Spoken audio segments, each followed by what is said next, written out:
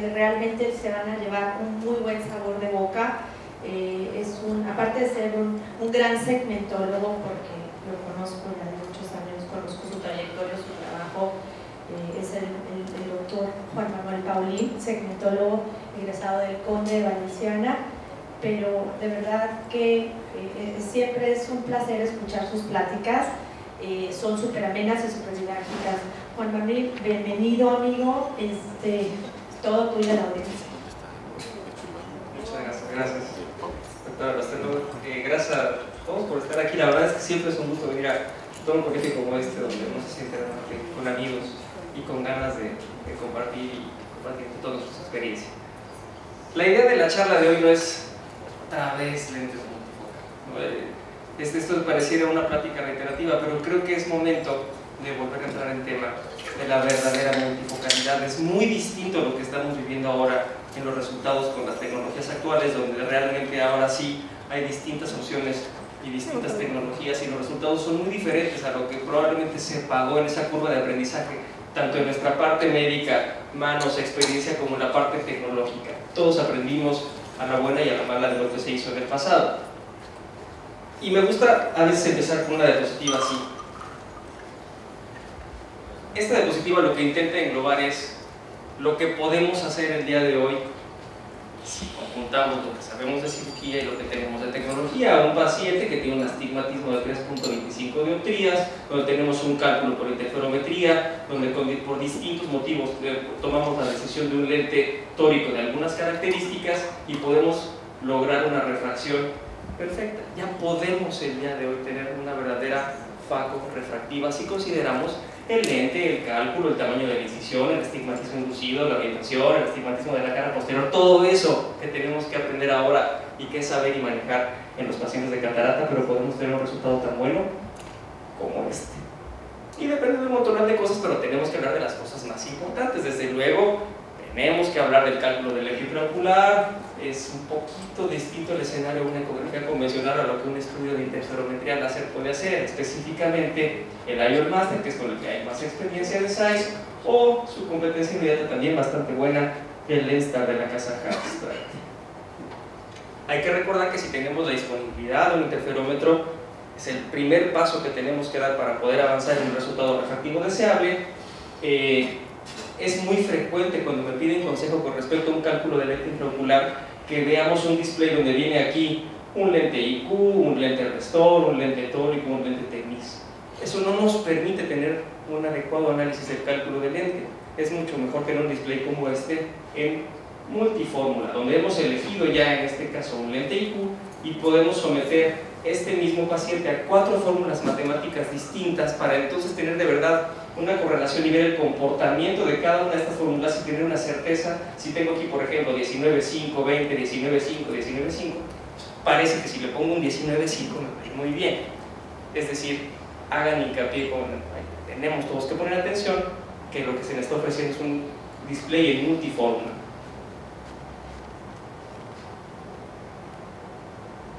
Aún así, a pesar del avance de la tecnología, tenemos casos especiales donde también cuesta un poquito más de trabajo. Cuando el ojo sale del habitual, longitudes axiales, por ejemplo, como esta, un paciente de miopía axial de veras, por arriba de 30 milímetros, aquí es donde la tecnología todavía tiende a fallar.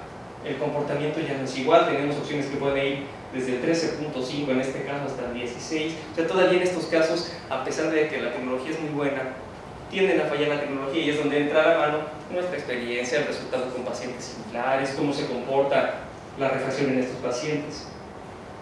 Este es el paciente más miope que yo he operado, un paciente con una longitud axial casi de 4 centímetros, un paciente francamente miope, y aún así podemos tener golpes de suerte y tener resultados bastante cercanos a lo ideal, siempre desde luego apoyados en la experiencia y más o menos en resultados previos. En el proyecto, en la planeación de una cirugía de catarata, ya no nada más está el cálculo del lente. Tenemos que volver a voltear a conceptos que parecían básicos y que a veces parecen olvidados, como es el ojo preferente del paciente. Para mí es importantísimo determinar antes de una cirugía cuál es el ojo preferente del paciente, y a veces incluso eso puede normar cuál va a ser el primer ojo operado, si es miope, si es hipermétrope, si lo que busco es un tema de corrección de presbicia, si es una facorrefractiva con respecto a la visión lejana. El ojo preferente es muy importante y la refracción previa. Yo pondré estos dos valores como verdaderos consejos de corazón de cosas que tenemos que empezar a pensar y a buscar antes de planear una cirugía, sobre todo cuando estamos persiguiendo la hemetropía, no importa si es monovisión o es multifocalidad. Y me adelanto, el paciente hipermétrope en su ojo preferente prefiere una hipermetropía baja, el paciente miope en su ojo preferente prefiere una miopía baja. Parecen sutilezas, pero a veces un menos 0,50 como resultado después de una cirugía de catarata en un paciente que fue miope, perdón, que fue hipermétrope, puede ser la diferencia entre ver bien y ver mal. Y yo diría, eso 0,50 es nada, menos 0,25 es nada, y le corriges ese menos 0,25 a ese paciente hipermétrope previo, y es la diferencia entre sí veo o no veo. Ni siquiera veo bien o veo mal, sí veo o no veo. Y sobre todo, estas son las enseñanzas.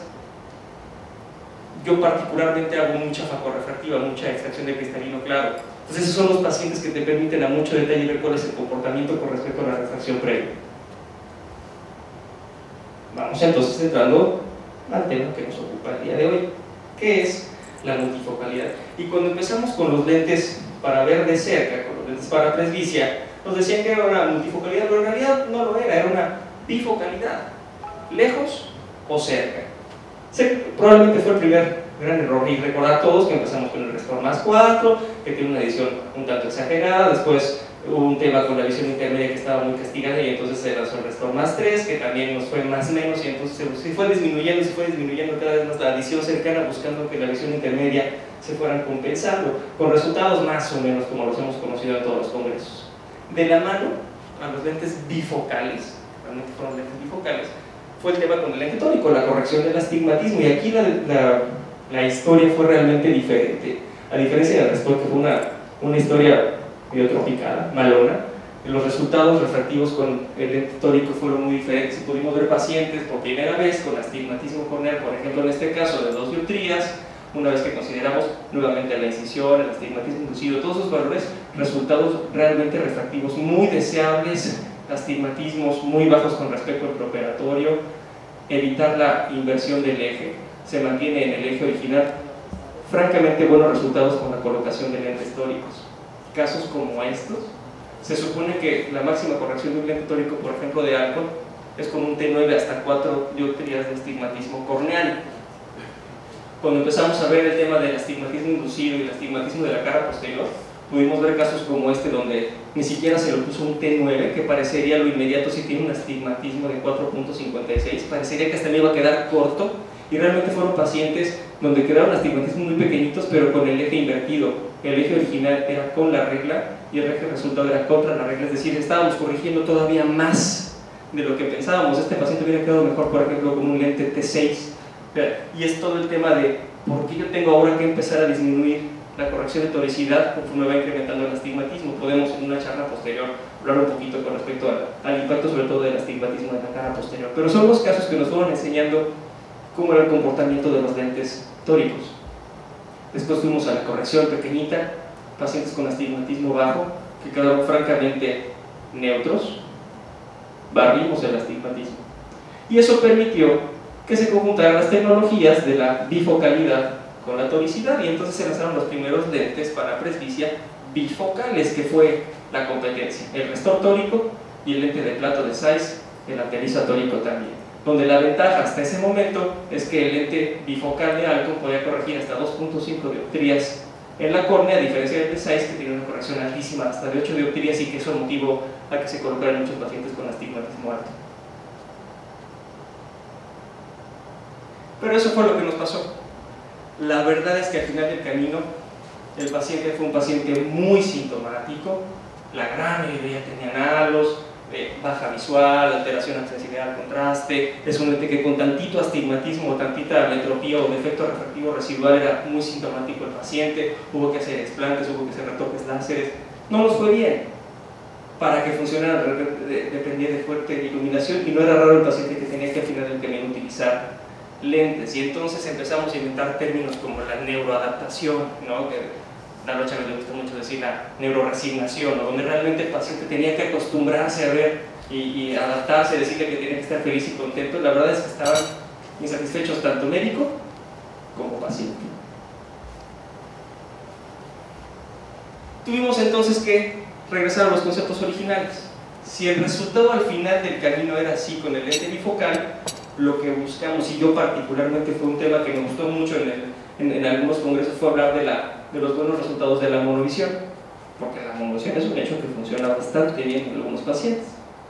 Y empezamos a pulir la monovisión, encontrar la mejor monovisión dependiendo de las características preoperatorias del paciente, y hablar un poquito de la micro monovisión. Y entonces empezamos a ver que si ya podíamos manejar el astigmatismo del paciente y conocíamos su ojo preferente y conocíamos su refracción previa, tener resultados como este, donde teníamos un ojo preferente con corrección de astigmatismo prácticamente esférico y una miopía bajita en el ojo no preferente para que le permitiera la visión cercana. Esa era como la forma en que pulíamos la monovisión, borrando también el astigmatismo refractivo de ese paciente. Y luego lo fuimos personalizando, lo que hablábamos en un momento, la experiencia visual de ese paciente. ¿Era miope o era hipermétrope? Eso le dio mucho valor al tema de la monovisión. Si el paciente era hipermétrope y determinábamos el ojo preferente lo dejábamos con una esfera también hipermetrópica, una esfera positiva bajita de más 0.25, más 0.50, como es el caso. Y nos vimos con la sorpresa, grata sorpresa, que el paciente hipermétrope requería de miopías francamente bajitas para leer muy bien. No teníamos que ir por ese menos 1.25, menos 1.50. El paciente hipermétrope con un menos 0.50 sorprende la capacidad visual cercana que tiene, incluso ya no mucho la que se pareciera que no hay correlación un paciente con menos 0.50 hipermétrope que pueda leer un Jagger 1 o Jagger 2 como en iluminación. Y incluso ahí hay algunas teorías que dicen que el paciente hipermétrope tanto tiempo ha estado acomodando que cuando tiene un lente monofocal conserva esa fortaleza en su músculo ciliar y su zona y puede en esa miosis que hace por reflejo cincinético desplazar el lente monofocal, y eso es lo que explica el por qué el paciente hipermétrope ve tan bien a pesar de que es de esferas francamente bajitas, y eso ayudó muchísimo. La verdad es que puedo decir, aquí tenemos un montón de pacientes operados en estas condiciones con una buena o muy buena satisfacción con tratamiento para presbicia y con sin duda mejores resultados que un lente restor bifocal convencional. Lo mismo para el paciente miope, el preferente con una miopía bajita. Este es un paciente que está acostumbrado a ver bien de cerca y entonces tenemos que darle un empujón también en su ojo preferente e ir con más fuerza en la miopía en el no preferente para no castigarlo tanto en la visión cercana buena que por su miopía él ya tenía en el preoperatorio. E incluso tuvimos pacientes como este, en el cual decidimos al ojo preferente ponerle un lente monofocal como es un IQ, y en el ojo no preferente ponerle un lente multifocal o bifocal como un restor, con resultados, diría, aceptables, similares, nada espectacular. No diría que está muerta la monovisión y la micromonovisión. Hay pacientes el día de hoy, a pesar de la disponibilidad de lentes multifocales, que sigo considerando que es su mejor escenario, y por eso no quise dejar yo de mencionar más o menos los consejos en el sentido de este tratamiento, porque habrá pacientes, uno, que no podamos ponerles un lente multifocal, o bien que no queramos ponerle un lente multifocal, y que estas recomendaciones pudieran tener peso y generar una buena satisfacción del paciente. Entonces vino la verdadera multifocalidad, que fue la trifocalidad, y fue todo el boom del año pasado y a finales del antepasado, cuando Zeiss lanza su lente trifocal,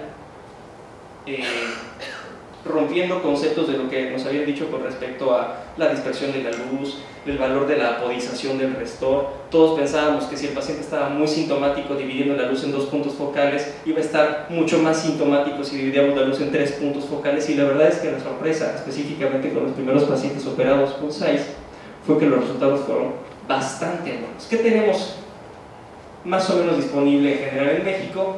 El lente de Zeiss, que fue el primero que lanzó su lente trifocal, el Panoptix de Alcon, la casa Afamex, que distribuye los Fision, y los Symphony, que estos apuestan a otra tecnología, no es tanto la trifocalidad difractiva, sino esto obedece a otra tecnología que, con respecto a la aberración cromática, no diría yo que soy la persona indicada para hablar de experiencia en este tipo de lentes, pero específicamente en estos dos, en los lentes de Zeiss y de Alcon, sí fueron lentes que estuvimos colocando fuertemente en distintos tipos de pacientes.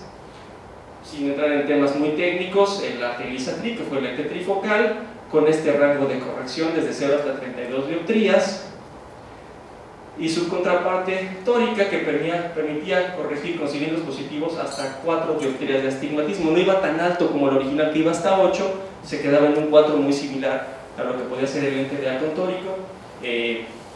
Básicamente es la plataforma que tenemos el día de hoy: trifocal convencional y trifocal tórico, recordando que podemos corregir hasta 4 dioptrías de astigmatismo córnea, más lo que podemos agregar en la incisión.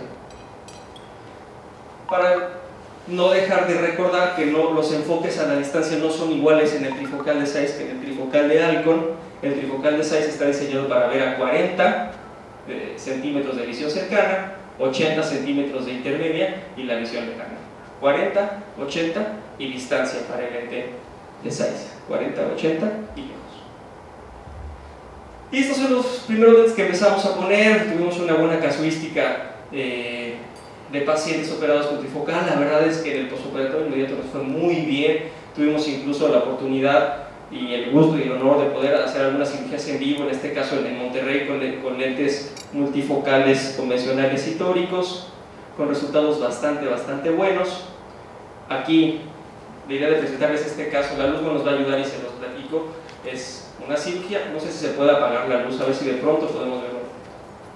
Ahí lo que estamos haciendo es terminando la cirugía y estoy puliendo la posterior. ¿Ven esta rayita que está acá? Estaba yo puliendo la posterior y rompí la posterior con la cánula de Zeiss. Las cánulas del discoelástico de Zeiss no son como las de Alcon, que son esmeriladas y pulidas, tienen filo. Yo acostumbrado a pulir la posterior con las de Alcon. Cuando lo quise pulir, rompí la posterior en un paciente de lente multifocal.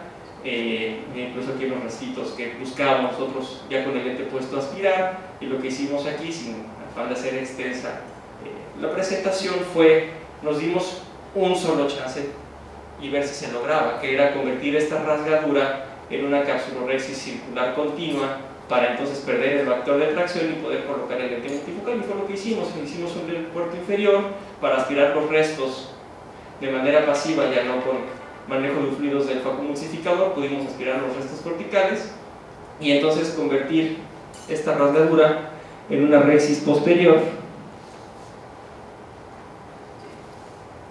Bueno, ahí estamos terminando la rhexis posterior y pudimos insertar con maniobras muy cuidadosas un lente de plato a la bolsa.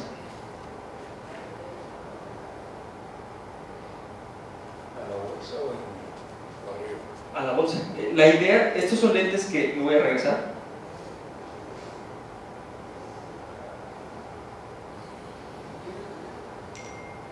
Los lentes de una pieza, si bien todos podemos tener por ahí uno que otro caso donde se nos complicó algo con la cápsula y pues, lo intentamos o dejamos o tomamos la decisión de dejarlos al sulcus, ninguno de ellos está realmente diseñado para permanecer ahí y pueden generar un signo o un síndrome de dispersión pigmentaria, el roce de los bordes cuadrados del plato o de las áticas en el caso de Alcon sobre el iris. Entonces, cuando tenemos una ruptura de la cápsula posterior y decidimos que vayamos a sulcus y no a la bolsa, lo correcto es ir con un lente de 3 piezas.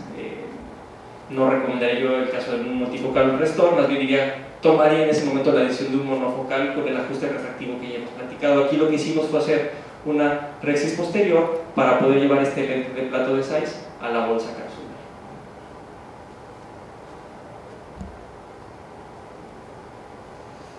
Y más o menos con estos resultados.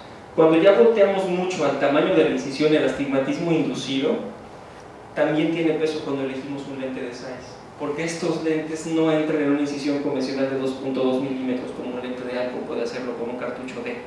Si intentamos o intentan inyectar un lente de Zeiss por una herida de 2.2, se nos queda en la herida.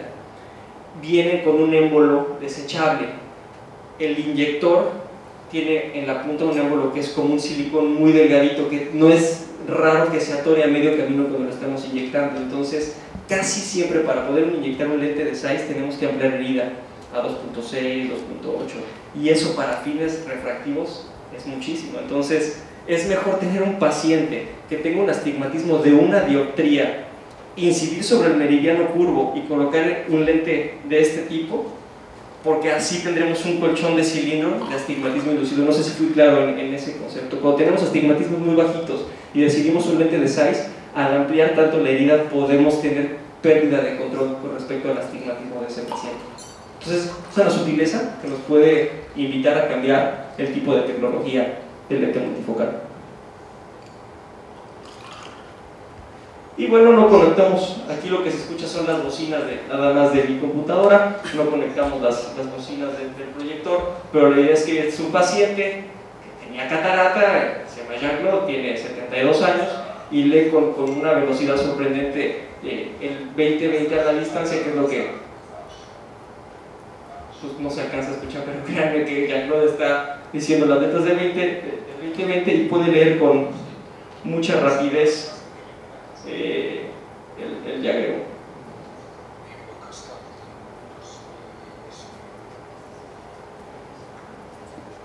Solamente como repaso, decíamos que los lentes de Zeiss van a 40, 80 y a la distancia. Los lentes de Panoptix buscan que en teoría la distancia intermedia es más noble cuando se acerca un poquito más. Ellos han apostado a 60 centímetros como distancia intermedia, 40, 60 y distancia. Y hoy, justamente hoy, se lanza en todo México el Panoptix tórico. Ya se logró la autorización por COFEPRIS, ya van a empezar los representantes a invitarnos a colocar los primeros Panoptix tóricos. Ya hay un stock importante en toda la República y el lanzamiento será más o menos mayo. Pero les adelanto, ya está disponible, ya se pueden hacer órdenes incluso de los lentes si necesita algo que haya órdenes previas para poder generar un stock cada vez más grande, y se tiene una corrección hasta 2.5 dioptrías de astigmatismo en la córnea, es decir, como si fuera un T6 de los tóricos actuales. Esto nos va a permitir tener un rango de corrección de 2.5, 3, probablemente 3.5 considerando la incisión. Y esto es lo importante.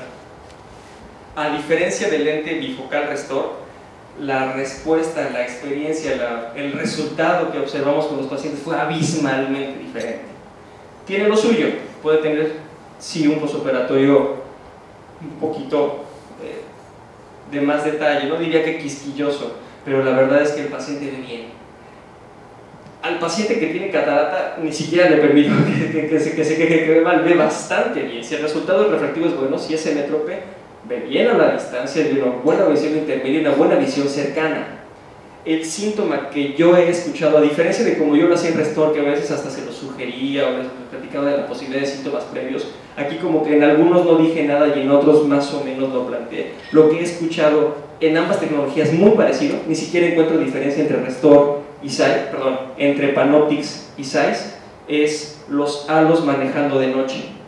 No la disminución en el contraste, no la pérdida de enfoque, no el no veo de cerca. Eso la verdad es que se logra bastante bien. Lo que han referido, quienes lo han referido, son los halos a la distancia, y de esos diría que solamente una paciente persiste el síntoma, no al punto que me lo manifieste que le incapacite, incluso decir que se lo explante, pero lo sigue manifestando. El resto la verdad es que se ha acostumbrado o no lo hace evidente o no le afecta en su calidad de vida. Entonces, como síntoma que yo les pudiera decir que he observado que manifiestan es ese, pero la verdad es que el resultado es particularmente bueno. Y hemos tenido experiencia en pacientes ya con 20-20-20-25 preoperatorio, con fines francamente facorrefractivos, unos por tema de hipertensión y glaucoma inducido por cristalino, otros por cirugía de vista cansada, presbicia pura, cuando uno se siente que se está saliendo un poquito del huacal, pero hemos tenido la experiencia con estos pacientes y la verdad es que están bastante bien. O sea, hemos tenido pacientes, el paciente que para restaurar el peor, joven, obsesivo, ingeniero, 55 años, miope de -2, que sin sus lentes de contacto veía perfecto y leía perfecto, que nos animamos por distintos motivos en una buena dinámica de relación médico-paciente a ir por esta cirugía y que el día de hoy está muy bien. Esos son los pacientes que no están y que no tenían catarata, que invitan y que sí nos permite creer en lo que vemos en los congresos, que los lentes intraoculares de aquí para adelante apostarán a este tipo de tecnología. Por eso la plática de hoy. El tema es esto: ya empieza a pasar un poco de tiempo y ya no empiezan a ser pacientes recién operados, empieza a haber un mediano plazo, no diría que largo plazo. Y al parecer olvidamos conceptos que hace 10 años eran motivo de todas las charlas de segmento y de catarata, que eran el material, el diseño, la plataforma. ¿Se nos olvidó? Dimos por hecho que lo sabíamos y volvimos a dar pasos atrás, como en su momento fue a lo mejor el lente caché de cámara anterior. La plataforma Acrisoft de Alcon no fue algo circunstancial. Ahí habría que voltar hacia el pasado y ver cómo pasaron de un lente de 3 piezas con ápticas de PMMA a una plataforma de esta morfología. Y las pláticas hace 15 años hablaban de que sí, acrílico hidrofóbico, acrílico hidrofílico, si silicón, la fibrosis capsular. Ese era el tema antes, no el astigmatismo de la cara posterior, ¿no? Y entonces hablamos del índice de refracción, la compatibilidad OVA, y se supo y vimos que el acrílico hidrofóbico era el mejor tolerado para el ojo. Y sabíamos que había distintas plataformas, con distintas formitas de cada lente, lentes de plato, lentes con distintas ápticas, y vimos que la estabilidad a largo plazo se lograba en ápticas muy basadas en el diseño de la Acrisoft o plataformas similares que toleran la contracción concéntrica de la bolsa capsular. ¿Por qué es importante hablar de eso ahora? Porque si bien el posoperatorio inmediato del lente de Zeiss y del lente del PanOptix se parecen mucho y es bastante bueno en ambos, esto está sucediendo, justo lo que platicaba, esos resultados positivos están haciendo que estemos operando pacientes cada vez más jóvenes, y entre más joven es el paciente, con más severidad veremos la fibrosis y la contracción capsular. Es muy diferente la fibrosis del paciente de edad un poco más avanzada que la del paciente de las primeras décadas. Este, por ejemplo, es Jean-Claude, el paciente que les enseñaba, que estaba leyendo. Él a 6 meses de operado con su lente de Zeiss, no ha hecho una fibrosis importante, pero se detecta pronto una opacidad de cápsula posterior. Jean-Claude ya fue sometido a capsulotomía, ya láser. Lo que empezamos a ver es que pronto estos pacientes, por ser un acrílico hidrofílico, no hidrofóbico, empezaban a presentar opacidad de la bolsa. Lentes como este, que es un Atelisa tritórico, que requirió de capsulotomía muy temprana, a los 5 meses, porque ya venía, vean, lo voy a regresar con el anterior.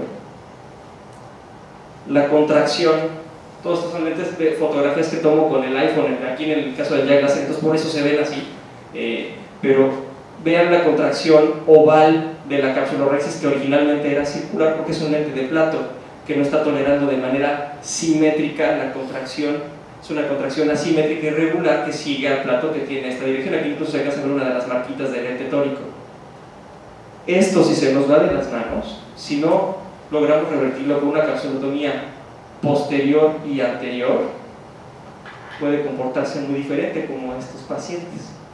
Este es un paciente de 44 años que fue operado exitosamente con un lente de Zeiss y que por su juventud y pérdida de posoperatorio, diría temprano, 3 meses, hizo esta fibrosis capsular. Este paciente fue un broncón que yo creo que todos los segmentólogos en México lo vimos. Este paciente al final del camino se hizo una capsulotomía en Tijuana y otra capsulotomía en Vasconpalo.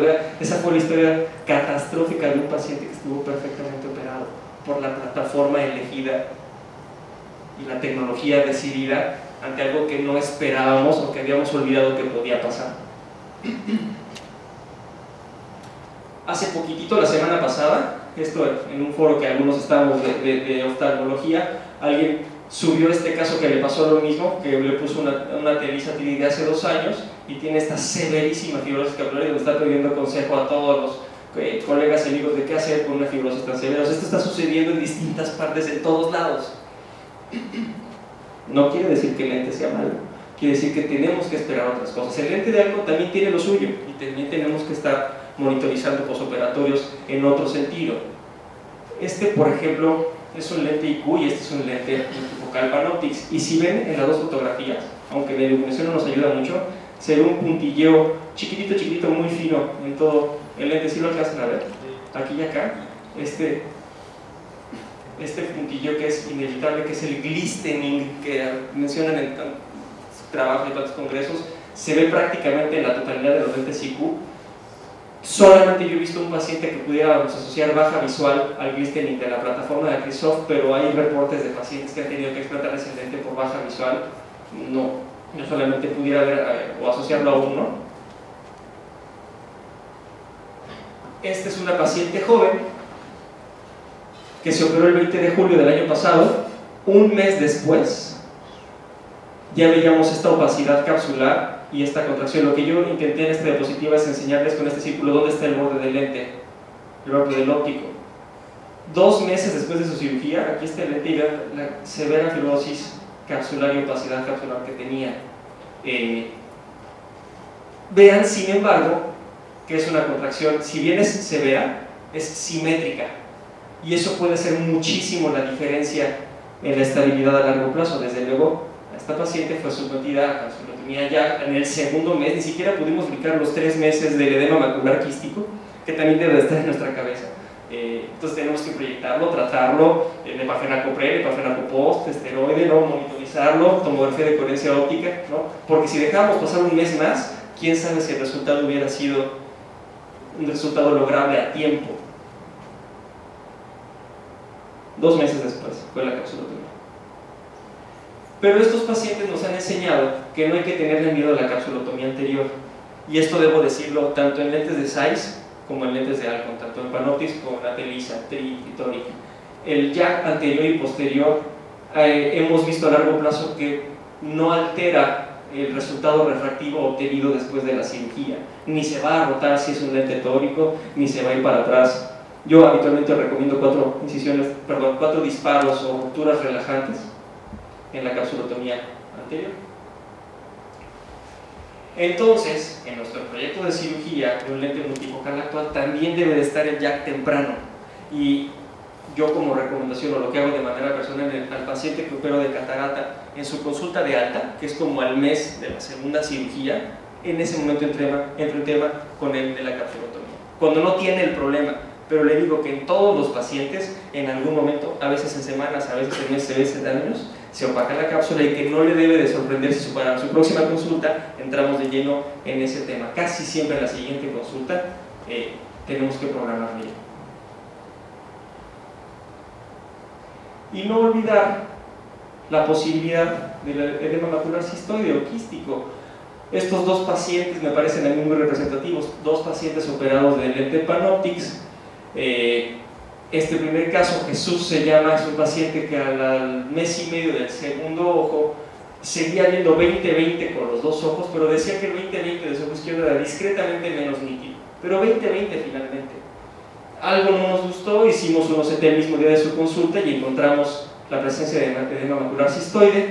Aquí hay alguna corriente o algunos médicos que recomiendan el tratamiento del edema macular cistoide agudo con nepafenaco, gotitas de Gavanac tópico.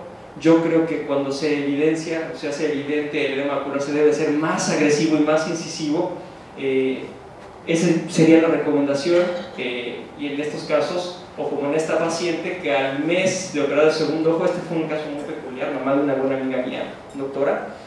Ella refirió después del primer ojo derecho que veía bien, pero que veía morado. Ese fue el síntoma, morado, 20/20 morado. Ignoramos el síntoma, es normal, una paciente con otra catarata. Fuimos al segundo ojo, y después del segundo ojo a la semana dijo: el primero ya no veo morado, pero ahora el segundo veo morado. O sea, fue muy evidente que lo veía. Hicimos un OCT y encontramos nuevamente un edema macular quístico o cistoide. Pero ¿por qué mencioné este caso? Porque si nosotros vamos a los textos convencionales de edema macular, hablan de esa visión de 20/40 o peor, que sucede después del tercer mes, y la verdad es que son conceptos que también empiezan a cambiar. Son pacientes que dan 20/20, que no tienes que esperar a los 3 meses o 4 para verlos, que hay que buscarlos y sospecharlos y tratarlos de manera puntual y agresiva para que no tenga una secuela a largo plazo. Y al menos en mi experiencia, o la recomendación ha sido con antiangiogénico, con Avastin o con Lucentis. Hay quien dice que la transfusión no podría ser, a mí me da un temita el tema de la hipertensión por esteroides, y bueno, sí, en pacientes de alto riesgo o en pacientes que no han experimentado, además del antiangiogénico, sí ayudarlos un poco con nepafenaco. Y ya acabamos. ¿Cuál es la idea de esta charla? No es otra vez, como decíamos al principio, hablar del restor o del lente bifocal, sino realmente ver dónde estamos parados en el tema de la tecnología trifocal actual Sí creo fuertemente que sobre esta plataforma estaremos mucho tiempo hablando. Los resultados son bastante buenos. Invita a colocarlo en muchos pacientes que si ustedes encuentran la motivación y la capacidad técnica y quirúrgica para hacerlo, no hay que tener miedo y hay que dar ese paso, pero que no se nos olvide que hay otros factores que tenemos que considerar para que ese éxito refractivo, quirúrgico inmediato se mantenga a largo plazo y sea un beneficio para nuestros pacientes. Muchas gracias.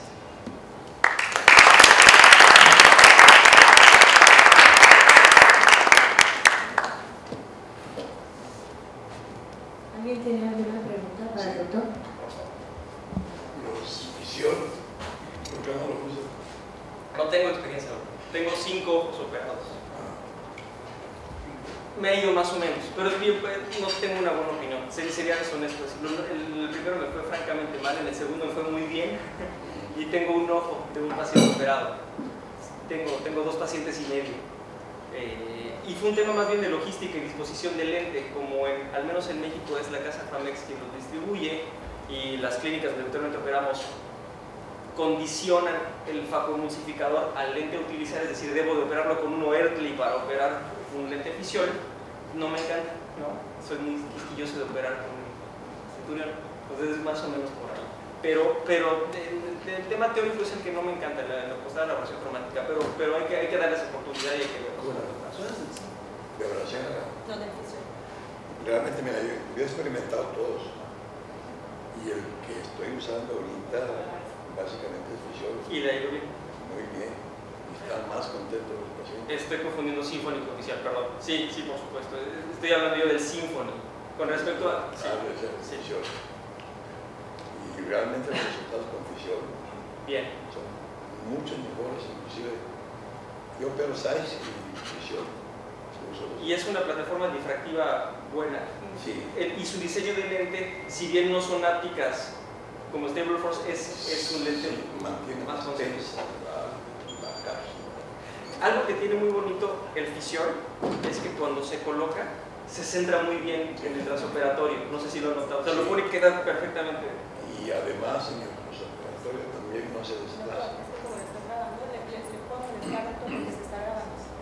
No, cuando igual en los operatorios tengo ya de años, ya operado con fisión, un año y medio, no se desplaza nada, también centradito, lo bien centradito. En cambio, sí he visto, por ejemplo, en SAIS, que a veces me desplaza cuando empiezo la fibrosis. Y en el transoperatorio, el que más se desplaza de todos es el galgo. Porque es tan noble las ápticas que ese sí es un lente que una vez que uno cierra a punto y edematiza, no es raro que tengamos que hacer pequeños toquecitos sobre el óptico para dejarlos. Pero sí, yo creo que en el trans, el fisión es de los lentes que mejor se centra. Yo soy alérgico a algo. Mucho. Porque digo, he visto tantas cosas de vista que le tengo pánico. Sí. No hay que dejar de mencionarlo, es cierto. 8 o 10 años que no uso algo para nada, y además los primeros multifocales, yo llegué a ponerle 3 piezas y los primeros multifocales y los últimos también. Yo no tengo ningún paciente contento con esto. Sí, es cierto. Y yo creo que es un sentimiento que en general el mismo Alcon generó por su forma de venta, porque no es lo que se esperaba, porque los resultados no fueron prometidos. Sin embargo, siendo justos con la marca, pagaron el precio de ser los primeros. Pero ellos tuvieron que hacer esa curva de aprendizaje para que vinieran las nuevas tecnologías. Un escenario muy yo creo que un chistoso de ingeniería de Zeiss, que además la óptica de Zeiss probablemente se destaca con sus microscopias, ¿no? El error de Zeiss probablemente fue la plataforma que eligieron. Yo insisto también que su plataforma no es muy buena. Y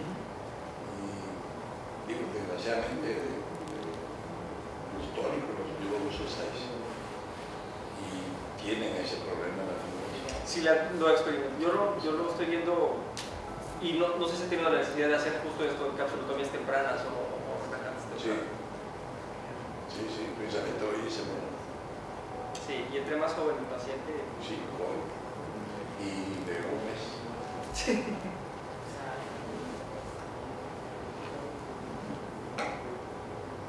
¿Alguien más una pregunta? Y es que yo tengo una pregunta. Quiero darle oportunidad. Oye, Pauli, ya bien. A mí me queda muy claro que vamos, sin duda, la cirugía refractiva, o sea, facorrefractiva, casi. Yo creo que aquí no me dejarán mentir y han visto que nuestra cirugía refractiva cada vez va en menos, ¿no? Hablo no nomás por mi consultorio, sino digo en general, ¿no? Creo que la tendencia de la cirugía refractiva se está tendiendo ya a la facorrefractiva por mucho. Entonces creo que es bien importante, por eso decidimos tocar este tema con Paulín. Y yo, la duda, Paulín, para mí todavía sigue siendo un poco inquietante decidir extraer un cristalino sano. Entonces, si tú me pudieras decir qué edad es la más temprana que tú has hecho una facorrefractiva, o si la tomas en cuenta, bueno, Luisa, si es un hipermétrope, pues yo me lanzo por tal edad, si es miope, yo tal edad, que eso a veces es lo que yo hago, ¿no? Pero bueno, tu experiencia es mucho más en esto, Paulín. Y otra duda, ¿a quién no le pondrías un lente multifocal? Yo no le pongo ni trifocal ni fisión, porque creo que lo que estamos viendo en el fisión creo que está siendo un lente muy bueno. Está sin duda siendo, yo creo que el lente que va la ventaja en todo, la fibrosis y todo lo que platicamos ahorita. Pero entonces, ¿qué edad, Paulín, y a quién no? Esa sería así como que me gustaría mucho que quedáramos como conclusión. Tendrá matices la respuesta, pero la edad más o menos que comentamos son justo los 40 años de edad, ¿no? Donde dices, primero hay que pensar, generalmente la cirugía facorrefractiva generalmente es en el paciente miope alto, que es un escenario muy diferente al paciente hipermétrope alto, mucho en el preoperatorio, el DR, otras cosas, el cálculo del lente, cómo se comporta la bolsa en el transquirúrgico, eso es otro rollo. Pero bueno, considerando que el grueso de la facorrefractiva es porque el paciente es miope alto, más o menos la media le hemos puesto de los 40 para abajo y los 40 para arriba, porque de los 40 para abajo tienes la posibilidad al menos de ir por un lente fáquico, es decir, un ICL, un lente fáquico de cámara posterior, un lente de contacto de colámero implantable, donde el resultado, yo creo que las cirugías más bonitas que existe de implante un ICL es bonita, no es la curva de aprendizaje, es realmente breve, el paciente está muy contento, no genera aberraciones como generan las aberraciones una ablación corneal LASIK o PRK. Entonces esa sería como la línea. Hemos tenido pacientes, el paciente más joven que yo he operado de facorrefractura, traigo hasta su foto en el celular. Y tengo un testimonial que no presento en ninguna plática porque parece como una venta, o sea, empieza a llorar la paciente, no me salió cuando le pedí que lo grabase, pero ella tiene 34 años. E intentamos, no, es un lente, justo voy para allá, intentamos ponerle un lente ICL y después de múltiples intentos la respuesta fue no se puede diseñar un lente para ella, no existían las dioptrías, no daban las condiciones de blanco, o sea, se intentó y no se pudo, además de hablar del tema económico, un lente ICL, un lente tórico ICL cuesta hoy $1,100, ¿no? Entonces es otro rollo, pero en ella se intentó y no se pudo, y era una paciente de, ya no me acuerdo, pero más o menos como 19, 20 dioptrías en cada ojo, donde realmente era una paciente. Yo la conocí por una úlcera corneal por lente de contacto, así empezó la historia, era una paciente ya incapacitada por su lente de contacto. Y en ella fuimos por monovisión miópica. Y si tú ves su refracción no es la mejor, o sea, es como -1 con -2 y -1,50 con -3 por ahí, y está feliz, esa paciente que ve 20, 30 binocular, le decía, o sea, al miope déjalo miope, ¿no? Y entonces va a ver, y si es tan miope, no importa que te quede una miopía bajita, va a ser mucho mejor a su miopía previa. Entonces ese es donde yo te digo que según el sapo la pedrada, ¿no? O sea, yo diría por edad, de 40 para arriba, 40 para abajo, y justo voy para allá. Si puedo colocar un lente multifocal, sin duda alguna lo colocaría. O sea, el día de hoy, y si el paciente tiene catarata, ni siquiera me lo cuestiono, en un ojo sano no manipulado, porque está el otro pool de pacientes, que es el paciente con cirugía refractiva previa, con radiada o con ectasia. Ese es el otro grupo de pacientes que el día de hoy yo no le pondría un lente multifocal de ninguna manera, probablemente al paciente con PRK previo.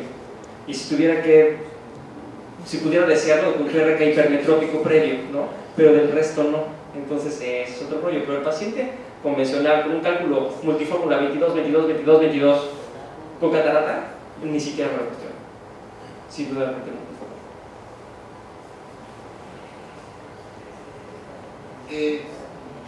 Pues yo creo que estamos de acuerdo en que no existe el lente perfecto.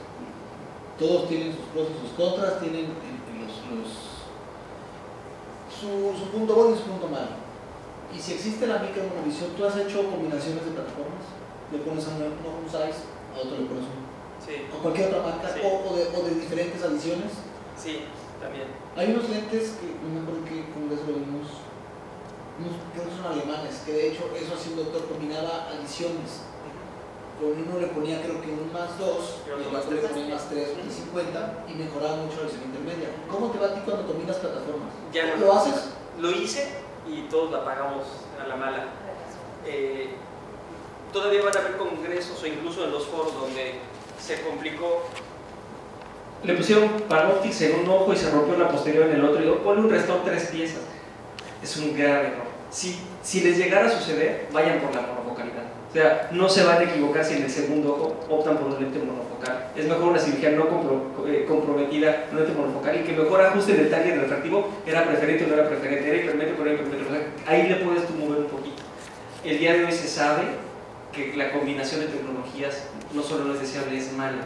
Le induce fuerte insatisfacción al paciente. Uno es difractivo, el otro es refractivo, uno tiene una lesión a 40 centímetros y el otro es a 60, la intermedia. Ese tipo de variantes ya el día de hoy nos invitan a no combinar las tecnologías. Y en la micromonovisión, pues me ha ido bien, pero me va igual que la monovisión convencional. Entonces,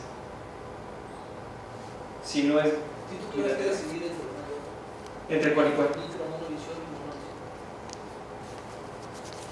Qué buena pregunta. Probablemente me quedaría todavía con la monovisión convencional. Probablemente. Así que no operas ninguno de cirugía refractiva previa. En multifocal no. O sea, salvo casos, por ejemplo, que fue una refractiva corneal, un LASIK o una PRK, que la topografía es una topografía buena, que no vemos algún moño asimétrico, que las elevaciones lo invitan, de pronto lo valoraría, pero y si quisiera un apoyo de una topografía buena, ¿no? Cámara Sheiko. En el resto, la verdad es, o por ejemplo esas radiadas de 4 cortes, que parece que ni les hicieron nada, que la topografía parece un ojo sano, a lo mejor en ese también, pero en el resto la verdad es que no. Sí, ahí perdemos valor hasta en la predictividad esférica. El paciente con radiada, después de operado, es un astigmatismo mixto altísimo que después se miopiza, nos saca de la jugada. A mí me tocó ahorita un paciente que operé de láser, que hizo catarata y quería que le pusiera multifocal. Sí. En uno tenía 0,75 astigmatismo, quedó con su astigmatismo de 0,75 y el otro tenía -3 de astigmatismo y paciente miope. Entonces en uno le puse fisión y en el otro le puse un tórico 6, pero por la bolsota se desplazó, lo metí 3 veces nuevamente a recomponer el eje. Al final decidí meterle un anillo de expansión y ya se estabilizó el lente exactamente donde lo quería. Y el paciente quedó con 0,50 de astigmatismo, con cirugía láser previa, pero ahí me obligó el paciente. Sí. Y ya traía toda la información. Quiero que me opere así. Sí, a ver, y eso es lo que nos toca vivir en la consulta. Por ejemplo, en esos pacientes a veces uno quisiera tener una topografía y si tiene uno, por ejemplo, un buen colchón estromal, a lo mejor se antoja sí ir por la multifocalidad, pero no por la toricidad, y mejor contemplar un tallado corneal posterior si es que se... Sí. Y eso pudiera darle más credibilidad, porque sí es cierto, pasa que la bolsa no da, tiene que hacer maniobras en cámara anterior que ya no quiere hacer, poner el anillo, pudiera ser por ahí. Sí, ahorita ya estoy usando inyectores de 1.8, fisión, o sea, 1.8, nada más que arriba de 25 no las excelente. Entonces, realmente me está funcionando muy bien.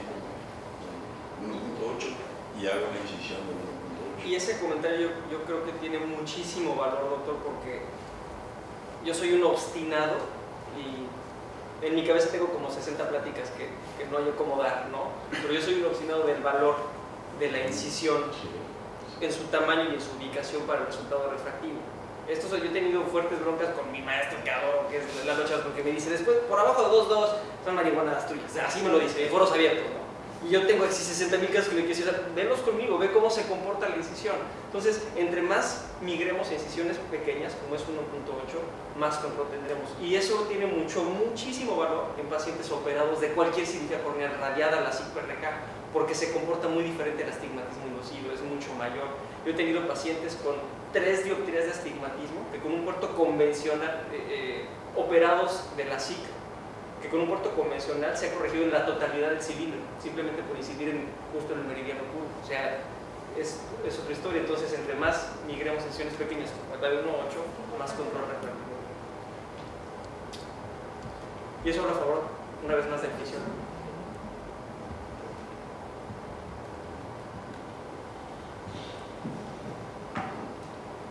¿Alguien más? ¿Alguna duda, alguna pregunta para aquí nuestro maestro Paulino? Ahora, ¿qué opinas con lo del femtoseco? Ahí siempre será tema complicado. Debo decir que no utilizo el femtosegundo en mi práctica diaria, y entonces eso puede tener un sesgo. Tuve mi curva de aprendizaje, considero un número aceptable de pacientes, y la verdad es que no me atrapó. No encuentro un valor de peso como al menos se intentó nuevamente vender, que es la transición y la nueva evolución de la cirugía de catarata. Tiene ventajas muy claras. O sea, puedo jactarme de que una que otra me queda una rexis muy bonita y nunca será tan buena como un femtosegundo. Pero creo que no es la panacea ni la transición de la cirugía de catarata. Creo que tiene un espacio, puede tener un valor en las cataratas blandas, en las acorrefractivas. Es terrible la cantidad de energía que se libera en una catarata dura con femtosegundo. A mí me enseñaron que si la pupila se cierra es porque el ojo se maltrata, y después de la primera ablación la pupila se cierra en todas las cataratas con femtosegundo. O sea, eso habla de un ojo maltratado, que además sale con hiposfarma 360, cuando yo quiero que ni la pincita le saque el ojo. O sea, hay cosas que chocan con lo que yo creo que es un buen resultado refractivo. Entonces yo dejaría como una cirugía útil en pacientes con catarata blanda, con fines facorrefractivos, donde tiene una desventaja económica, pero solamente esa postura. Catarata congénita, por ejemplo, puede tener, o laxitud celular, donde las maniobras sobre la célula se ha visto que ayuda también. Fuera de eso, creo que es una tecnología que vamos empezando, pero que no hace la diferencia. Pues ahora en la academia hay muchos comentarios ahí que un mortinato nació muerto ya. Y un pre-chopper caro. Gracias. Sí. Porque además hay otros instrumentos que salieron a la par, que ofrecen lo mismo, como por ejemplo esta como especie de diatermia que se inventó para hacer la Rexis, ¿no? Que funciona espectacular y que no han sacado justamente por no afectar la economía del femtosegundo, pero la verdad es que o pagar el doble de cirugía por una incisión que no creo que hagan la diferencia, porque además te dicen, bueno, pero puedes hacer arqueadas, o puedes...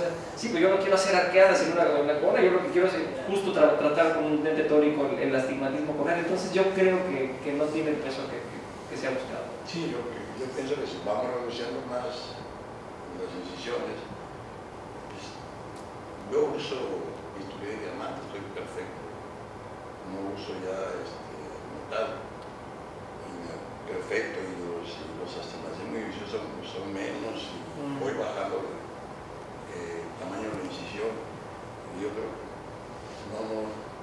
no le veo yo utilidad práctica. No, definitivo. Y un comentario que se hace, tuvimos una reunión, tuvimos oportunidad de platicar por ejemplo, con Warren Hill a finales del año pasado, y la respuesta fue clara. Si tú logras una capsulorexis de 5,5 milímetros pero básicamente es que sea más pequeña que el tamaño de tu óptico, que tú estés seguro que tu lente no se va a desabotonar en el posoperatorio, con eso ya cumpliste. No importa que sea un poquito ameboide o no tan circular, simplemente que sea menor al tamaño de tu óptico, la posición efectiva del lente, el desplazamiento, será igual que una refracción perfecta con un femtosegundo. Entonces, si uno ya como cirujano puede lograr y ofrecer eso, la verdad es que va a ser la diferencia.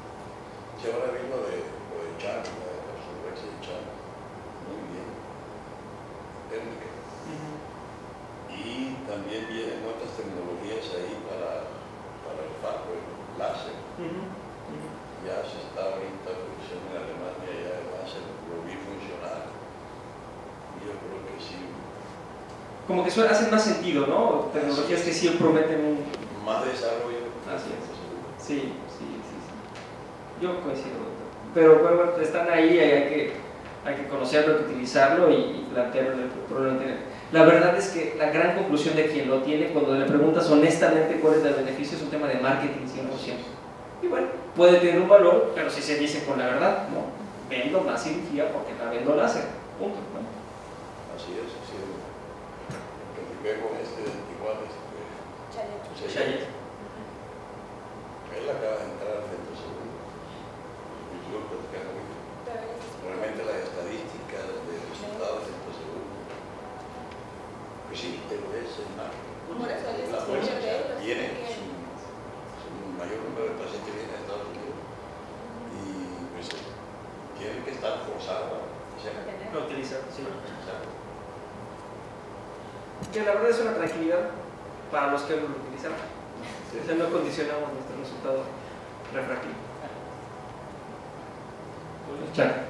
Una pregunta. Si no es un lente trifocal tórico de Zeiss, ¿el plato te da igual dejarlo vertical, horizontal? Sí, definitivamente sí. O sea, no hace la diferencia. O sea, que yo te diga, si lo dejas horizontal, la contracción es menor que si lo dejas vertical. Es buena pregunta. O sea, la verdad es que me da lo mismo, pero no lo he medido. Pero más bien, lente de Zeiss que se coloca es un lente que hay que estar monitorizando de veras bien de cerca. Y eso es lo que sí hay de diferencia. O sea, no digo que sea una tecnología mala, creo que nada más que el posoperatorio invita a una capsulatoria temprana, pero la orientación no es lo mismo.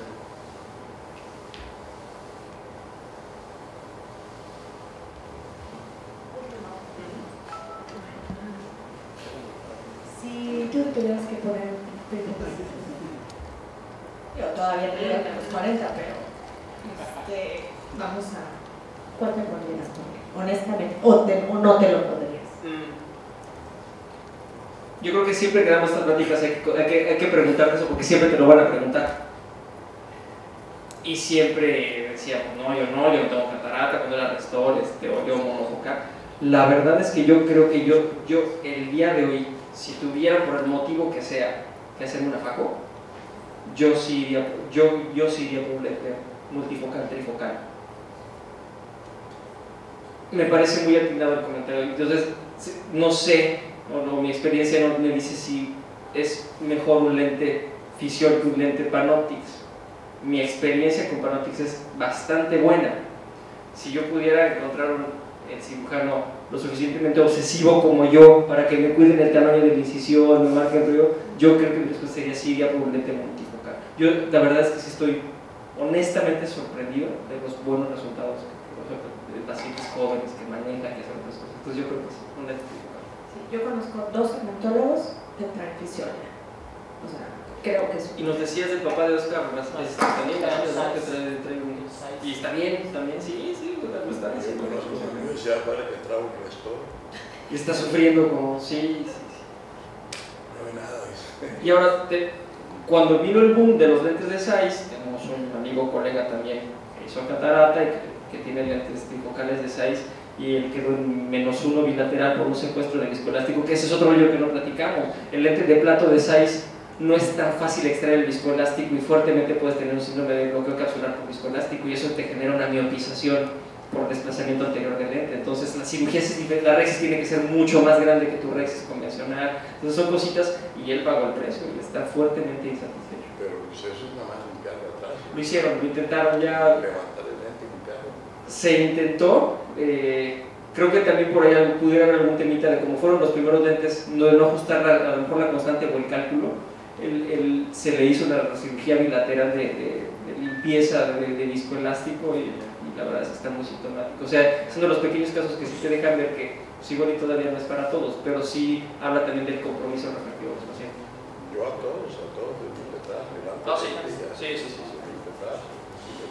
Yo entendí como tratamiento de no, sí, a todas las cirugías, sí, sin duda. Al final hay que ir atrás del lente, claro. ¿Tienes alguna experiencia en trabajo por una catarata? No, sí los hay y hay un montón de resultados por ahí, pero es que el niño es otro rollo, porque es un ojo de crecimiento que va a modificar su longitud axial, que va a cambiar su punto focal. Tomar decisiones de multifocalidad en un niño, la fibrosis capsular tan severa, la fibrosis de la llanoides anterior, yo creo que en niños... ¿Adolescentes? No sé, es decir, un ojo que ya creció. 15 años. Como, Tienes 16 años. te voy a decir qué sucede. ¿Te aventarías a poner un multifocal? Para que No, te voy a decir por qué no. Ahí todavía apostaría por la monofocalidad, porque el otro ojo no se va a operar. Exacto. Y el otro ojo acomoda y acomoda re bien. O sea, ni siquiera poquito, acomoda mucho. Entonces, es un paciente que seguramente... Mira, tengo justo una paciente de 33 años. No, iría por la emetropía. Tengo una paciente, Norma se llama, 34 años, que le pusieron un ICL en cada ojo. Y encima del ICL le hicieron una LASIK. Y quedó más o menos bien, pero hizo catarata. Sí. O sea, era tan miope que todavía otro pedacito de su miopía se lo trató. Y la verdad es que bastante bien, pero hizo catarata y no hizo una catarata por el ICL, hizo una catarata atípica subcapsular posterior. Le buscamos que no fuera diabética prematura, que no, nada. Es una paciente sana que hizo una catarata subcapsular posterior en uno de sus ojos. Bien, perfecto. Ahora, una pregunta, ¿tú estás de acuerdo con el ICL? Sí, muchísimo. Yo jamás he estado de acuerdo, y más ahorita con la aparición de estos lentes trifocales y todo eso. Son dos procedimientos que van a someter al paciente, porque no someterlo nada más a uno. Uy, esa es una pregunta muy buena, pero yo creo que ahí lo que pasa es que la predictibilidad y la pureza visual que el lente ICL ofrece es considerablemente superior a la que el lente multifocal. Es más, los pacientes que han tenido LASIK en un ojo e ICL en el otro lo manifiestan. Ambos son 20/20 y la visión que tienen con el lente de Collamer es mucho mejor. En el paciente con fines refractivos, si puedes agotar la posibilidad de un lente fágico posterior, yo sí considero que es la mejor opción. Y en esta paciente en particular, justo ese fue el detalle. La cirugía fue, y se las podría mostrar, pero fue explantar el ICL y hacer la faco. Y te encargo el cálculo, porque el cálculo era en un ojo miope, con un ICL y con un LASIK. Y Dios es enorme, o sea, no sabes qué chulada de... No te quiero mentir, es muy probable que lo tenga. Mira, para que veas que no te echo mentiras. Hay una carpeta mía. ¿Y en un caso como ese no hubieras preferido hacer un implante secundario? Lo comenté con ella, claro. Una posibilidad era: hacemos dos cirugías. Una, sacar el ICL, darla de alta, calcular el lente, ¿no? Sí, se platicó.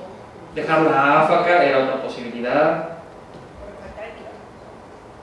Esta carpeta se llama casos para ponencias. Entonces son pláticas que en algún momento... No, acá está, Norma. Estaría conectado a la red, pero en el caso de Norma quedó menos 0,50 con un chispazo de suerte.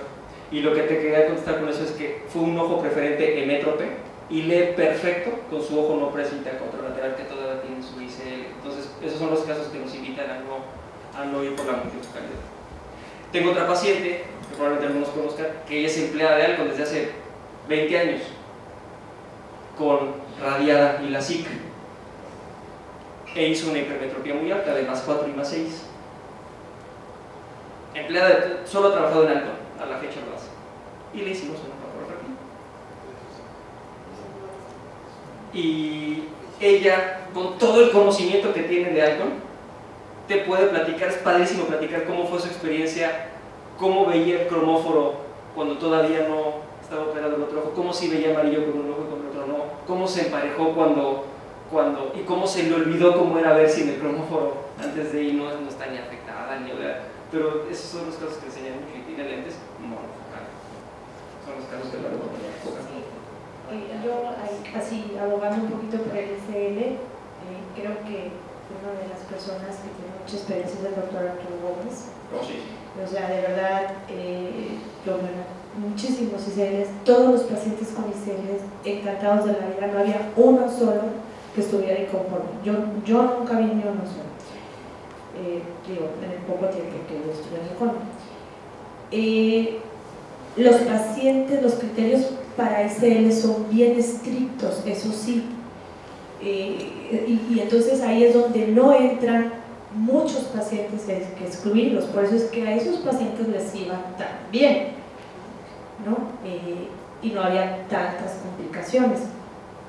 De hecho, uno de los criterios era que fueran miopes muy altos, pero también muy jóvenes, doctor, que la idea era que ese lente, como bien dice usted, pues si ya tiene 40 y le voy a hacer otro segundo tratamiento, pues no, ya no le voy a hacer el ICL, claro, totalmente de acuerdo, pero si es un paciente joven, con una miopía alta de menos 18, menos 24, no sé, una exageración de dioptrías, y tiene 20 años, o sea, son 20 años que él va a estar con un ICL, y ese ICL es relativamente muy fácil de extraer, o sea, realmente no, sí, debe de haber un daño al endotelio mínimo, pero realmente es mínimo, doctor. De hecho, teníamos las viscoeloscopías especulares pacientes que realmente se les explantó fue por hipertensión ocular y realmente no había daño endotelial, prácticamente era mínimo, que fueron 2 casos, eso sí me acuerdo, pero fueron por hipertensión ocular, que ya se modificó el diseño y ya trae un orificio, y bueno,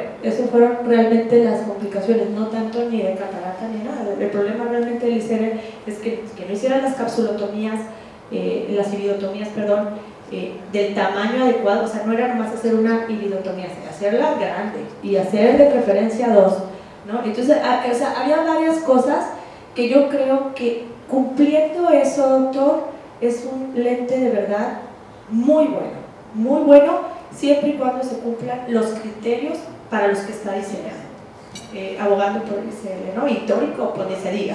Sí, algo después, que a lo mejor la charla de hoy, pero cerrando el tema ICL, por ejemplo, es una cirugía que yo hago siempre con anestesia general, por ejemplo, siempre con un cálculo de lente hay un máster previo, ¿no? Porque nunca sabes si es... Yo creo que el tema del ICL es pensar que es una cirugía menor, rapidita, de paciente joven. El paciente joven es el peor, es el que más resiste el medicamento, el que más se mueve durante la sedación. El ICL no tienes el espacio de una faco donde tienes la presión y ya sacaste el cristalino y tienes el espacio de la bolsa. El paciente puja y se viene el viscoelástico y se viene con el iris. Como fue portador de lente de contacto, haces el puerto lateral y empieza a sangrar y el sangrado se mete a la cámara lateral. O sea, el ICL tiene su chiste, ¿no? Hay que proyectarlo desde la anestesia. Siempre con anestesia general, con un cálculo previo, la incisión es temporal, el viscoelástico no puede ser un viscoelástico dispersivo, no puede ser el amarillito del Provis, tiene que ser el Provis, que sea cohesivo, que tú puedas entrar nada más con la canulitis y se venga rápido el espagueti sin que tengas, porque la hipertensión ocular no es la hipertensión ocular del viscoelástico de la faco. Tú puedes dejarle francamente la cámara llena de viscoelástico a una faco y va a estar hipertenso, pero la va a librar con la saga. En el ICL no. A la media hora de la cirugía la presión se va hasta tope porque no tiene para dónde escapar. Entonces son sutilezas de la cirugía y eso puede condicionar daño endotelial agudo, daño al trabéculo, otras cosas. Es una cirugía que bien hecha y bien indicada es muy noble, pero sí es quisquillosa en eso. Yo insisto en esto, o sea, ya lo que tenemos muchos años, empezamos a ver los monstruos Sí, claro. de hace varios años. Me ha tocado ver los horrores que digo, cómo nos atrevemos a hacer las cosas. Y sí, hay que pensar también a futuro qué va a pasar. Pero hay unas que las ponemos a ver. Sí, puede ser el peor escenario, ¿no? La radiada es... Sí, bueno, lo que había era algo, pero el día de eso no me ojalá. Muy bien. No, pues ya lo vamos a dejar descansar, ¿les parece? La verdad se los dije, de verdad es un agasajo tener aquí a Juan Manuel. De lo que quieran le pueden preguntar, lo sabe todo en este momento. Y pues no nos queda más que agradecerte, Juan Manuel, darte un pequeño presente de parte de todos los que estamos aquí presentes, que somos el Colegio de Oftalmología, un reconocimiento a esta gran charla. Y un pequeñito detalle de aquí de tus ahora amigos tabasqueños, el chocolate que he hecho aquí de nuestra tía. Gracias por la invitación. Un aplauso, por favor.